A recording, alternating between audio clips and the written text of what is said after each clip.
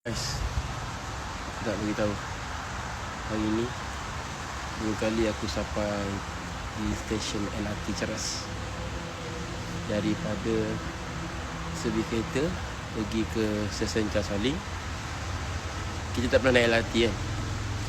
So naik Casaling nak pergi ke Maluri. Lepas tu lain kali pergi ke stesen Ceras. Lepas tu beli tiket lagi, pergi Maluri lagi, pergi Casaling lagi, tukar train. Naik-naik, tukar train, dan sekali datang Ceras lagi. Dua kali sampai tu. Cukup ketiga aku sampai jalan kaki yang pergi Maluri tu. Inilah padahnya kalau tak pernah naik stesen LRT. Tolong ya. Aku tak faham. Aku tengok dekat situ stesen Ceras tu macam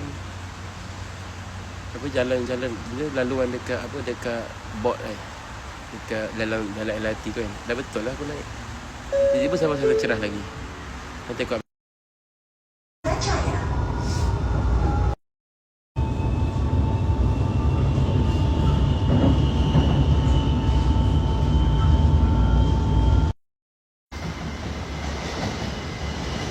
ni Putra Heights ni. Aku salah naik train lah sebenarnya.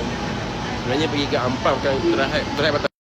So ini kali ketiga aku sampai ke Casaling daripada tadi.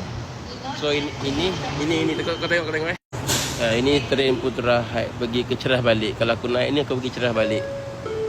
Nampak macam kelakar kan? Tapi untuk aku tak tahulah. Aduh lah. Sebab aku tanya PB tadi, dia cakap tunggu Ampang punya ni, Ampang punya line. So aku rasa kali ni dah betul lah. Terima kasih banyak. Assalamualaikum. Alhamdulillah, akhirnya betul juga. Akhirnya sampai juga.